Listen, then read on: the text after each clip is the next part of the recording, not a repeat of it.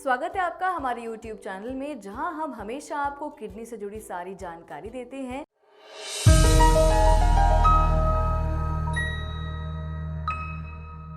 इस चैनल पर हम आपको किडनी को स्वस्थ रखने के लिए आयुर्वेदिक उपचार और उचित आहार के बारे में भी बताते हैं। आज का विषय बहुत ही खास है। आज हम आपसे कुछ ऐसे प्रश्नों के बारे में बात करेंगे जो अक्सर किडनी खराबी के संबंध में डॉक्टर से पूछे जाते हैं। साथ ही हम आपको उनके उचित जवाब भी देने की कोशिश करेंगे। आगे बढ़ने से पहले हमारे चैनल को सब्सक्राइब करें और सारी जानकारी आसानी से पाने के लिए बेल आइकन को जरूर दबाएं। चलिए शुरू करते हैं अपना आज का विषय और जानते हैं किडनी से जुड़े कुछ सवाल। पहला सवाल है, किडनी खराब होने पर क्या संकेत नजर आते हैं? जब किडनी में खराबी आती है तो शुरुआत में कुछ खास लक्षण नजर नहीं आते, लेकिन कुछ समय बाद शरीर में कुछ बदलाव हो सकते हैं, जैसे कि इर्रेगुलर हार्ट बीट। अगर आपको सांस लेने में तकलीफ महसूस होती है तो हो सकता है कि ये किडनी खराबी के कारण हो। कुछ खाने के बाद आपको बार बार उल्टी जैसा मन हो या कुछ खाने की इच्छा न हो, ये भी किडनी खराबी का लक्षण हो सकता है। यूरिनरी फंक्शन में बदलाव होना, जिसमें आपको यूरिन रिलीज करने में दर्द और जलन हो सकती है और साथ ही यूरिन की मात्रा में कमी भी हो सकती है। अचानक से शरीर में सूजन हो जाए और जोड़ों में दर्द हो तो ये किडनी खराबी की वजह से हो सकता है। गर्मी के मौसम में ठंड लगकर बुखार आना, शरीर में कमजोरी होना, अक्सर थकावट महसूस होना और कई बार अचानक से बेहोश होने की स्थिति को किडनी खराबी का संकेत मान सकते हैं। अगर आपको पेट और पीठ में लगातार दर्द रहता है तो ये किडनी खराबी को दर्शाता है। काम के कारण समय पर ना खाने की आदत हो जाती है, लेकिन ऐसा हो कि आपको भूख ही ना लगे तो हो सकता है किडनी में खराबी आ गई है। तनाव की वजह से नींद में कमी होना एक आम समस्या है, लेकिन इसकी वजह से किडनी खराब हो सकती है। तो ये है किडनी खराबी के कुछ लक्षण जिन्हें नजरअंदाज करना आपके लिए हानिकारक हो सकता है।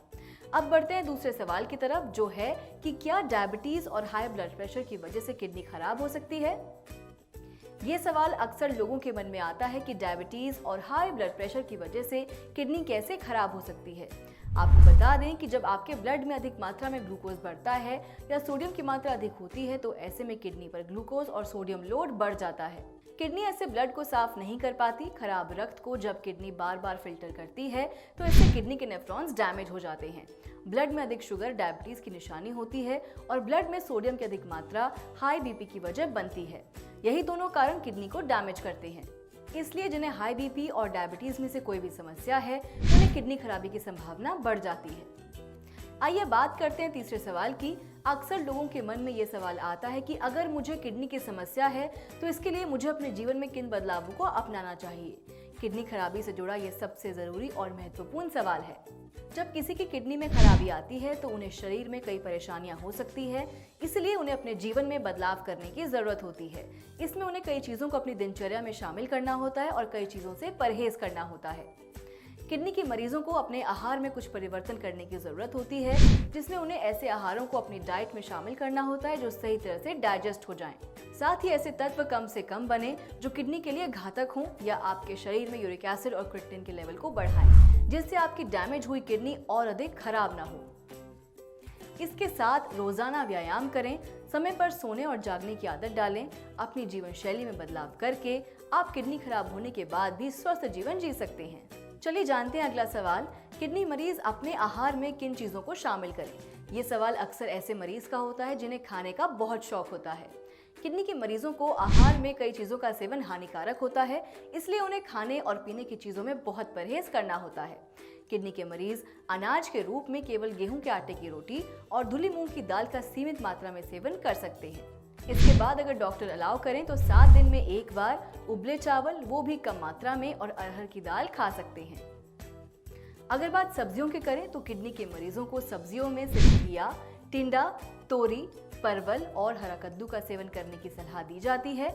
इसके साथ ही किडनी के मरीज करेला, लाल शिमला मिर्च, उबले आलू, गाजर और पत्ता गोभी का सेवन भी कर सकते हैं। इन सभी चीजों का सेवन 10 दिन में एक ही बार करें और वो भी तब जब डॉक्टर अलाउ करें।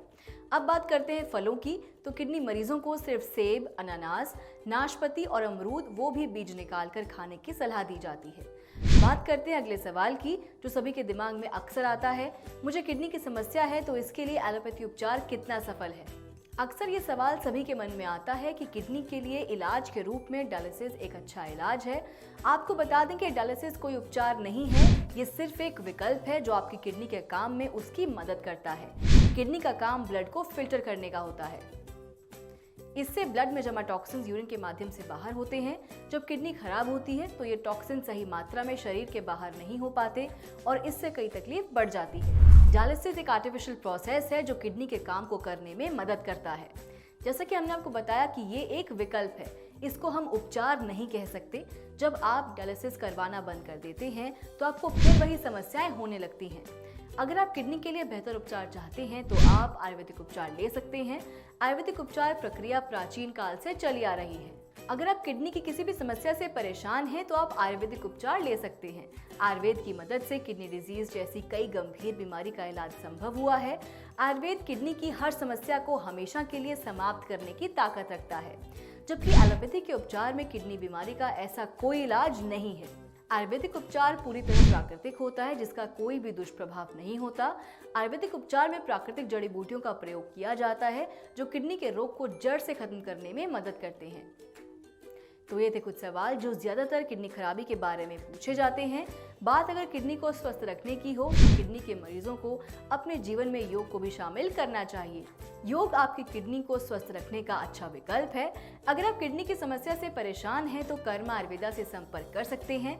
कर्मा आयुर्वेदा उपचार केंद्र में आपको किडनी से संबंधित सारी समस्याओं का समाधान मिलता है। कर्मा आयुर्वेदा का उपचार पूरी तरह प्राकृतिक है, जिसका कोई साइड इफेक्ट नहीं होता। कर्मा आयुर्वेदा में आपको सफल इलाज के साथ साथ बेहतर आहार की जानकारी भी दी जाती है जो आपके स्वास्थ्य के लिए लाभदायक है। अगर आप डायलिसिस और किडनी ट्रांसप्लांट से दूर रहना चाहते हैं या किडनी की समस्या से परेशान हैं तो कर्मा आयुर्वेदा उपचार केंद्र से संपर्क कर सकते हैं। अगर आपको हमारी वीडियो पसंद आई हो तो इसको लाइक और शेयर करना ना भूलें। साथ ही अपने विचार और सुझाव भी आप हमें कमेंट के माध्यम से दे सकते हैं। आप हमें व्हाट्सएप के माध्यम से भी संपर्क कर सकते हैं। हमारा नंबर आपकी स्क्रीन पर मौजूद है। तो फिलहाल के लिए इतना ही। हम फिर हाजिर होंगे एक और नए विषय के साथ। तब तक के लिए नमस्कार। क्या नाम है पेशेंट का? मोहनलाल। कौन है आपके? मेरे फादर इन लॉ है। जब आए थे तब क्या था इनका क्रेटिनाइन लेवल? क्रेटिनाइन जब हम आए थे क्रेटिनाइन था 9 पॉइंट समथिंग था और यूरिया 250 के अराउंड था, 253। ठीक है। उसके बाद फिर जब हम आपके पास आए तो ये था, अब हमें 1 महीना हुआ है दवा मतलब ले जाए हुए। 1 महीने की दवा हमने खाई है, अभी दोबारा लेने के लिए आए हैं। तो अभी क्रेटिनाइन 6.98 है। 6.98 है। 9 पॉइंट समथिंग था पहले। हाँ 9.18 ऐसा 18 था। 1 महीना ही हुआ है। 1 महीना हुआ। हाँ, और यूरिया भी 141 है। पहले था 250। काफी फिजिकली भी काफी फर्क है। हाँ फिजिकली भी आराम है पहले से। डॉक्टर लाल पैथ लैब्स की रिपोर्ट है और 5/8/2018 को इन्होंने टेस्ट कराया था। 9.18 यूरिया है एंड क्रेटिनाइन 9.18 है, यूरिया 253 है, यूरिक एसिड 7.4 है और सारे के सारे काफी सारे पैरामीटर्स जो है वो इम्बैलेंस्ड है। सारे चेंज हो गए। हाँ 5/8/2018। उसके बाद इन्होंने फिर दोबारा से कराया है 25/8/2018। सारी की सारी रिपोर्ट जो है वो लाल पैथ की है। क्रेटिनाइन 7.38 हो गया इसके अंदर, यूरिया 131 हो गया, रिड्यूस हुआ पहले से। और अभी एक लेटेस्ट टेस्ट और कराया है इन्होंने 9/9/2018 को। क्रेटिनाइन 6.98 हो गया और यूरिया जो हो गया वो 141 की रेंज में आ गया। पहले से मेजर इंप्रूवमेंट्स आते हुए। न केवल रिपोर्ट्स में, ये रिपोर्ट्स आपने अपने आसपास से कराई हैं? हाँ जी। ना केवल रिपोर्ट्स में इंप्रूवमेंट आई है 1 महीने के अंदर अंदर, बल्कि फिजिकल लेवल पर भी चेंजेस आते हुए किस किस प्रकार से पेशेंट को आराम मिले। तो आज कर्मा आयुर्वेदा के माध्यम से यह सिद्ध हो गया कि किडनी की बीमारी जो है वो डायलिसिस ही उसका एकमात्र सॉल्यूशन नहीं है, डायलिसिस ही उसका एकमात्र उपचार नहीं है, उपाय नहीं है। और बहुत उपाय अवेलेबल हैं, जैसे कि मोहनलाल जी जो 56 ईयर्स के हैं और पहले से फिजिकली भी बहुत फिट हैं।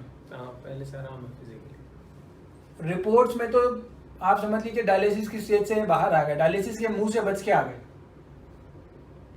ये वाली स्थिति है। जो किडनी ट्रीटमेंट विदाउट डायलिसिस किस प्रकार से पॉसिबल है वो आज एक और पेशेंट के थ्रू हमने रिपोर्ट्स के द्वारा और पेशेंट की जुबानी सिद्ध कर दिया। Stop kidney dialysis. हमारा पता है G20 NDM 1 plot number B234 opposite NIMS, Netaji Subhash place, Pitampura, new Delhi 110034। हमारे फोन नंबर्स हैं 09871712050, 01142644274। हमारी ईमेल आईडी है doctor@karmaayurveda.com। अधिक जानकारी के लिए आप हमारी वेबसाइट www.karmaayurveda.com पर लॉग ऑन भी कर सकते हैं।